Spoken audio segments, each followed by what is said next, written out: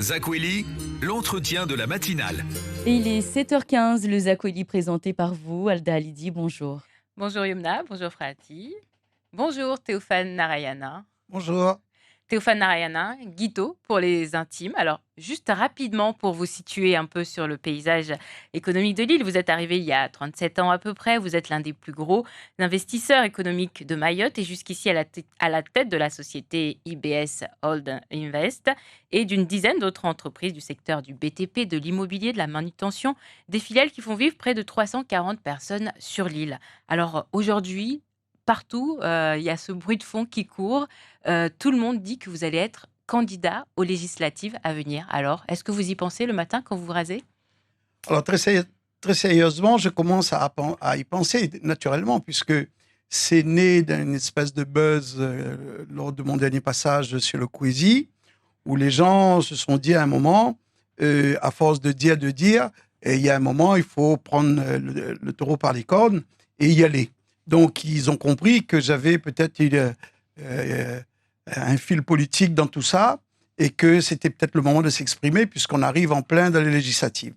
Mais à l'heure précise où je vous parle, j'ai besoin quand même de la bénédiction de mon personnel que je compte rencontrer jeudi soir. C'est pour ça que la société s'arrêtera, je crois, à jeudi à 14h plutôt que 16h.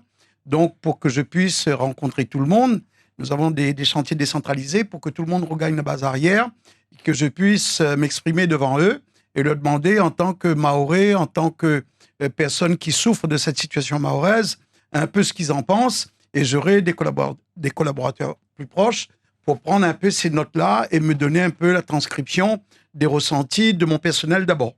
Et si ces gens fédèrent autour de moi, je ne serai pas hostile, avec l'aide aussi des chefs d'entreprise que je compte réunir, de postuler éventuellement. Mais pour l'heure, j'attends que tous ces gens se prononcent et si j'ai un oui sans réserve, je viendrai. Alors, le moindrement qu'il y ait un blocage, naturellement, je ne suis pas plus attaché que cela. Alors, si jamais ça passait et que vous disiez c'est bon, on y va, qui verrez-vous comme suppléant? Alors, pour l'instant, je n'ai pas l'embarras du choix. J'ai 3 personnes qui, 2 sont venues me voir et la dernière, c'est moi qui ai été la proposée. Ces gens sont en train de réfléchir, sont en train de discuter, mais ils se connaissent entre eux. C'est quel profil à peu près Alors, il y a 2 dames et puis un garçon qui est très bien connu, qui lui-même a été dans le passé candidat à plusieurs élections. C'est un peu profil le genre idéal, que tout le monde aime bien.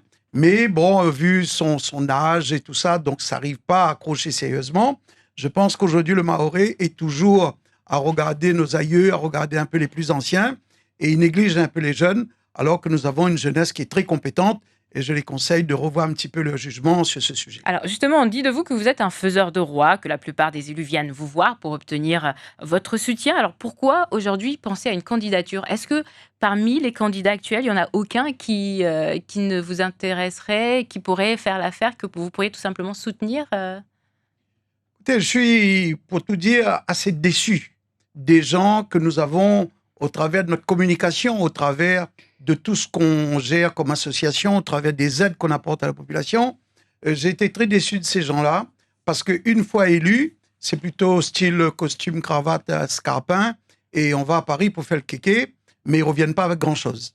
Et là où je suis encore le plus déçu, c'est voir que ces gens n'arrivent pas à mettre en musique une politique pour Mayotte.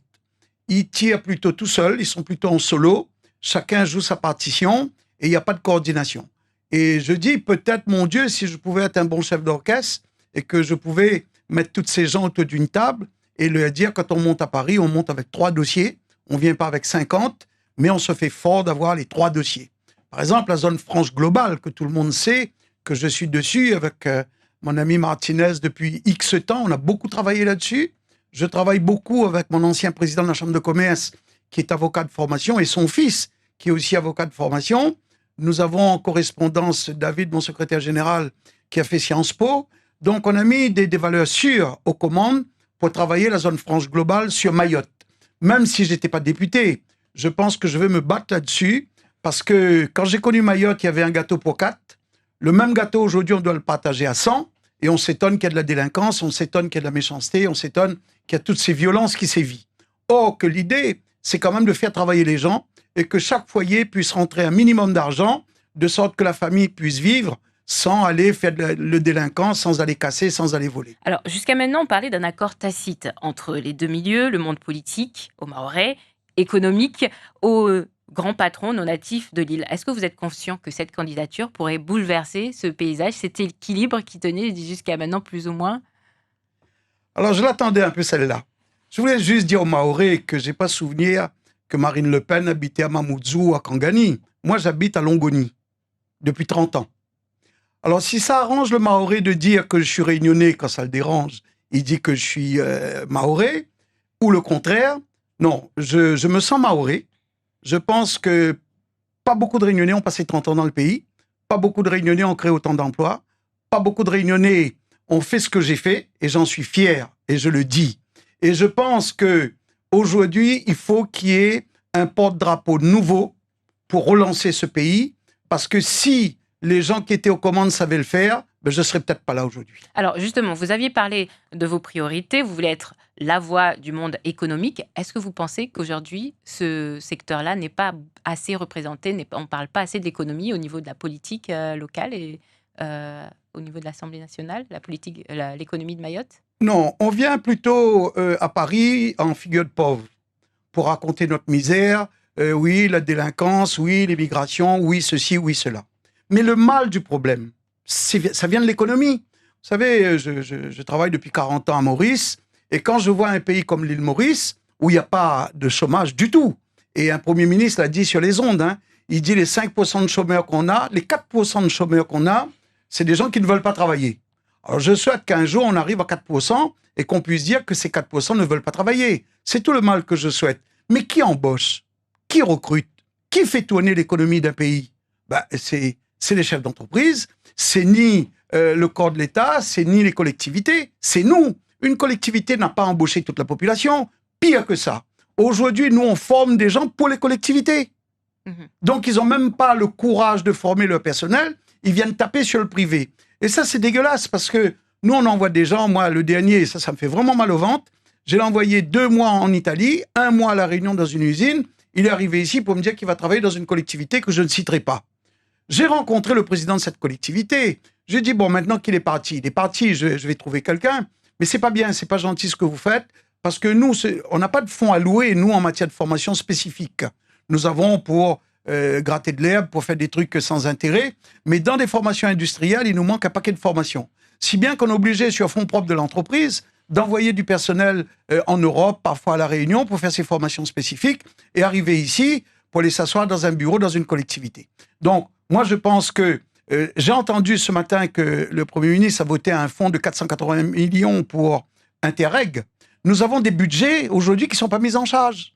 Or, que la coopération régionale, c'est l'avenir. C'est l'avenir. Nous sommes la plateforme européenne de cette zone. Si on peut fédérer avec la Tanzanie, le Mozambique, Madagascar, Comores, Anjouan et tous ces pays de la zone, je pense qu'on ne parlerait plus de misère, mais on serait par excellence la plateforme de formation, du savoir-faire de la zone, de cette zone pour faire naviguer l'Europe dans cette zone. Alors, Théophane Narayanin, une fois à l'Assemblée, si jamais vous allez jusque-là, Merci quel pour groupe lui. allez-vous intégrer? Pardon? Quel groupe politique comptez-vous intégrer? Alors écoutez, moi je ne suis pas politique du tout. Je suis le plus vieil élu de France des chambres de commerce. J'ai bientôt 30 ans de mandat. Et je compte travailler avec les gens qui ont envie de travailler déjà et qui portent des dossiers intéressants. Qu'ils soient de droite, gauche, au milieu ou sur le côté, ça a peu d'importance pour moi. Je ne suis pas encarté. Je viens en tant que représentant d'entreprises, des entrepreneurs, de la population, de Mayotte. Donc, si les gens viennent à mes côtés, c'est pour Mayotte. C'est ni pour moi, ni pour mon entreprise. Ça n'a rien à voir. Je viens vraiment pour défendre l'intérêt général de Mayotte. Alors, qu'est-ce que vous répondrez aux personnes qui vous accuseront de vouloir être député pour faire avancer vos propres dossiers? Par exemple, votre querelle contre Vinci, votre éternelle querelle et autre chose. D'abord, j'ai pas besoin de ça. Ça fait 12 ans que je me bats contre une multinationale. C'est un peu David contre Goliath.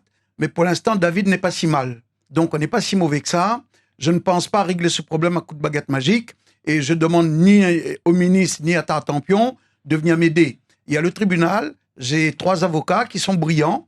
J'ai mon staff qui n'est pas mauvais. Et nous, on dit que on va pas, pousse-toi que je m'y mets, accepter les velléités de Vinci. Mais ça, j'ai pas besoin de faire politique pour ça. J'ai toujours été investi dans la vie publique. Je vous ferai remarquer qu'à chaque fois, j'ai pris position sur un grand nombre de choses. Dernièrement encore, au présidentiel, j'ai pris position, j'ai demandé aux gens de tout voter sauf pour Marine Le Pen, parce que j'ai vécu son papa quand j'étais à Paris, quand on m'a dit que les macaques, là, vous devez pas manger à table, vous devez vous asseoir à terre, aller sous votre cocotier. Alors, j'ai rien compris, j'ai pris ça avec une pincette de violence, mais en même temps la rigolade. Mais aujourd'hui, ça reste la fille de son père, et je dis aux gens que le Front National est très dangereux pour Mayotte. N'oublions pas qui nous sommes le matin quand on se lève. Il faut se regarder dans un miroir, apprécier la couleur de notre peau avant de prendre des décisions aussi tranchantes. Alors, j'aimerais vous faire réagir sur un fait d'actualité. Le maire de Chirangui, Andanoun Saïd, vient d'être démis de ses fonctions. On dit aussi que vous l'aviez soutenu à un moment donné. Aujourd'hui, quelle est votre réaction face à cette situation? Il ne faut pas écouter les gens.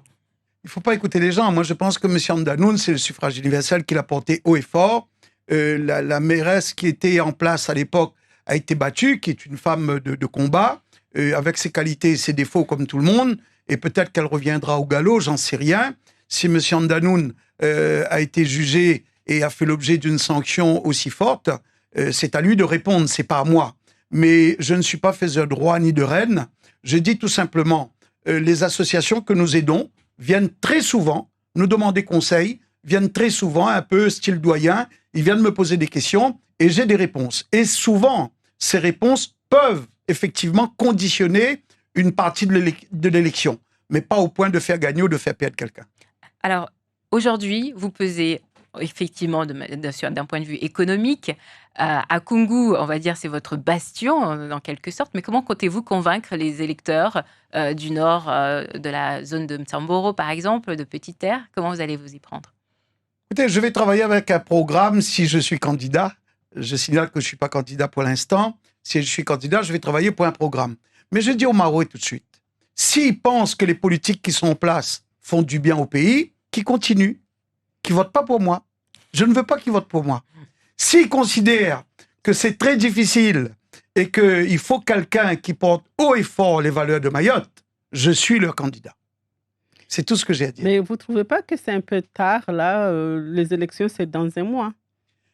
Vous savez, on dit toujours, dans le BTP, qu'il n'est jamais trop tard pour bien faire. Vous savez, les plus grands travaux ont été réalisés à un instant T, et pour autant, on n'a pas pris 107 ans pour le faire. Aujourd'hui, nous avons des moyens techniques qui nous permettent d'aller très très vite, de gagner du temps sur le temps. Non, pour moi, il n'est jamais trop tard, parce que je suis tellement investi, tout le monde me connaît, même j'arrive à l'aéroport, un gamin de 5 ans, quand il dit patron UBS, tout le monde connaît, parce qu'ils n'arrivent pas à dire mon nom, c'est ça la vérité. J'ai pas voulu un matin me faire appeler patron UBS, mais c'est parce ils prononcent mal mon nom, ils arrivent difficilement à prononcer, et ils disent patron UBS. Donc tout le monde connaît patron UBS, et si aujourd'hui patron UBS prétend à quelque chose, je pense que la population appréciera. Alors, pour la suite, on a vu votre combat politique, effectivement, jusqu'à maintenant. Vous êtes l'homme des gros dossiers, vous connaissez un peu tous les secrets, on va dire, des grandes entreprises de Mayotte, notamment Air Austral. Comment est-ce que vous allez jouer avec ces entreprises-là, justement, une fois élues? Vous êtes aussi censé les représenter d'une certaine manière, non? Oui, tout à fait. Alors, juste sans méchanceté, moi, je dis que le sujet d'Air Austral et Corsair, c'est encore une calamité pour Mayotte. Paris pousse Air Austral et Corsair à se marier. Nous avons vu un semblant de compétition à un moment avec Corsair. Aujourd'hui, si c'est unifié, il n'y aura plus ce semblant de compétition. Et c'est comme ça, bon, je ne sais pas, hein. J'ai voyagé avec quelqu'un, il me dit son billet aller, seulement le billet aller à la Réunion avec EWA, il a payé 500 €. Je dis qu'on est loin d'avoir réglé ce problème de l'aérien. Moi, j'ai emmené le président d'Air Mauritius rencontrer le conseil général de Mayotte avec un plan low cost, avec un hub international qui s'appelle l'île Maurice. Mais bon, à l'époque, ils ont plutôt posé des questions style combien ça coûte le billet, qu'est-ce qu'on a droit, nous, dans ces affaires-là, des choses complètement hors sujet, si bien que le président de la Mauritius, il est sorti de là, il m'a dit, écoutez, on ne va pas avancer sur ce terrain-là parce qu'on ne vient pas pour l'intérêt d'une ou deux personnes, on vient pour l'intérêt du pays et de la compagnie. Donc, nous et à Mauritius, on est plus intéressés. Donc, après, on a entendu des privés vouloir se lancer, mais tout ça, on peut penser, on peut rêver. Il n'y a personne qui est interdit l'autre de Même rêver. les jeunes entrepreneurs là, qui souhaitent lancer une nouvelle compagnie locale, vous y Zena. croyez pas, Zena? Personnellement, je suis pas convaincu. Pourquoi? C'est tout le mal que je leur souhaite. Non, une compagnie, si vous voulez, a besoin de mutualisation. Il faut un volume. C'est pas avec un appareil ou deux appareils, parce que vous êtes astreint à un volume au sol, comme si vous avez 10, 20 avions. Je connais bien, j'étais administrateur aérostral pendant 14 ans. Et comme on n'a pas de mutualisation, comme nous travaillons sur des lignes restreintes, et comme le régional est pris, ils vont être confrontés à Air Austral, qui du jour au lendemain vont casser les prix, ils seront en difficulté, et puis la vie va continuer de plus belle. Donc je dis que d'abord, ils ne sont pas soutenus, ils n'ont pas franchement les reins assez solides, et personne n'acceptera. C'est un conseil d'amis que je donne, parce que c'est des jeunes pour qui j'ai beaucoup de respect. J'ai été consulté, je leur ai donné mon sentiment. Peut-être que j'ai tort, je souhaite que j'ai tort, et qu'ils puissent réussir. Mais je considère que la tâche est presque mission impossible. Alors, dans ce cas-là, quelle solution? Parce que vous avez dit que vous avez essayé de faire venir Air Mauritius, c'est au niveau du département que ça a capoté, mais on parle aussi de la la direction de l'aviation civile, qui bloque aussi au niveau de la Réunion. Est-ce que vous êtes en capacité, si jamais vous êtes élu, de faire débloquer les choses à ce niveau-là? Alors oui, peut-être que si je fais le travail moi-même, il sera un peu mieux fait. Même si c'est mal fait, il sera toujours mieux fait. Parce que la Réunion tient Mayotte en haleine. Que les choses soient dites, hein, je suis réunionnais, j'ai pas oublié qui je suis. Et que les Mahorais n'arrivent pas à cohabiter avec les Réunionnais parce que c'est une véritable pompe qui aspire toutes les énergies et le Mahorais est noyé dedans. Donc la DGAC continue à poser ces problèmes. Ces problèmes doivent être réglés à partir de Paris. Quand moi j'ai voulu avoir comme actionnaire la collectivité et le conseil général, c'est bien pour débloquer des dossiers politiques. Ça se joue à un niveau politique et c'est à Paris que ça se joue. C'est pas à La Réunion parce que La Réunion n'a aucun intérêt à libérer Mayotte parce qu'aujourd'hui c'est la poule aux œufs d'or. Merci Théophane Narayana. Restez avec nous. Peut-être que les auditeurs auront des questions à vous poser.